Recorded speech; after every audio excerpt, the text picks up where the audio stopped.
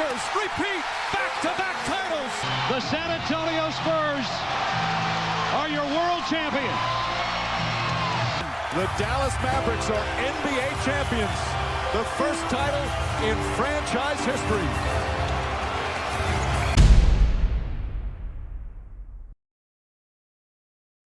باش تدي بطولة واحدة في الام بي اي راه امر صعيب بزاف، ولكن باش تسيطر ودي القاب متتالية بنفس الفرقة هذا راه كيوصلوه غير الكبار. مرحبا بكم في فيديو جديد. اليوم غادي ندخلوا في التاريخ ديال الان بي اي وغادي نهضروا على كاع السلالات ولا الدايناستيز اللي ماشي غير ربحوا ولكن فرضوا الهيمنة ديالهم في كرة السلة الامريكية لعدة سنوات. باش نعتبروا فرقة دايناستي حقيقية خاصها تكون دازت 3 ديال الألقاب على الأقل بنفس النواة ديال اللعابة ولا دارت سيطرة مطلقة بدلات بها اللعبة. اليوم غادي نشوفوا تسلسل زمني لهيمنة العديد من الفرق من نشأة ال NBA لدابا.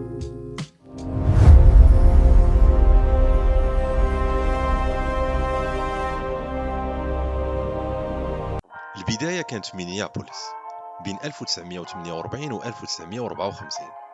جورج مايكن والليكرز ديالو مينيابوليس سيطروا على اللعبة وداو 5 الألقاب في ظرف 6 سنوات. مايكن كان مسيطر لدرجة أن ال NBA اضطرت توسع منطقة البينت وتزيد الشوت كلوك ولا الوقت الزمني المحدد غير باش تفرني السيطرة ديالو.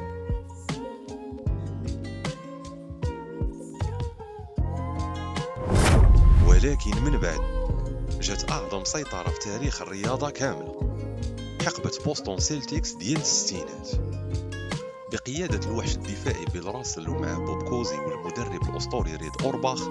بوسطن دات 11 بطولة في 13 عام، منها 8 الألقاب متتالية من 1959 ل 1966، رقم قياسي مستحيل يتقاس. من بعد السبعينات اللي كانت مرونة، الثمانينات جات وعتقات ال NBA وعطات أكبر منافسة في التاريخ بين جوج ديال الفرق.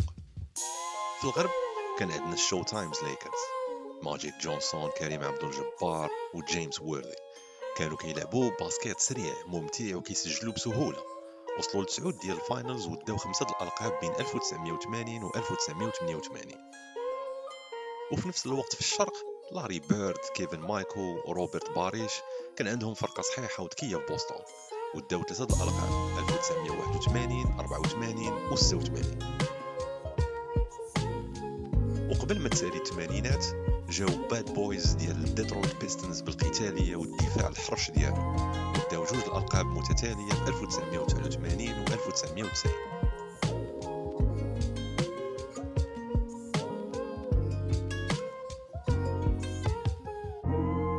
ودخلنا للتسعينات، الحقبة ديال الملك رقم 23، مايكل جوردن، سكوتي بيبن والمدرب فيل جاكسون ردوا شيكاغو بولز ماركة عالمية.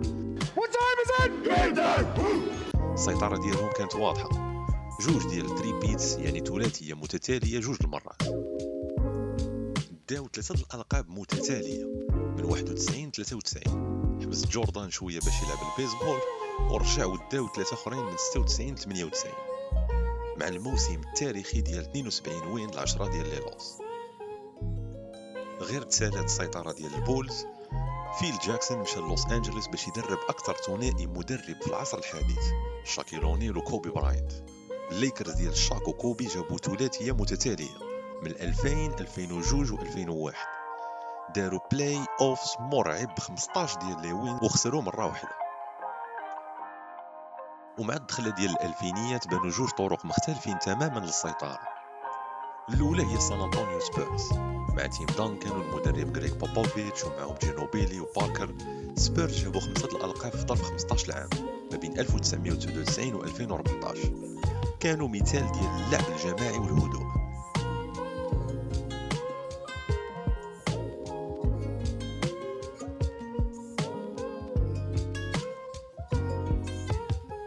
ومن بعد جات الثورة ديال 3 بوينتس. الجوردن ستيت واريورز مع ستيفن كوري، كلي تومسون ودريمون جرين ومن بعد زاد معاهم كيفن دورانت قلبوا الباسكيت رأس على عقب. التسديدات السحرية ديال سبلاش برادرز واللعب السريع وصلوا ل5 ديال الفاينلز متتالية، جابوا الرقم القياسي ب 73 ربحة في الموسم وداو 4 الألقاب بين 2015 و 2022.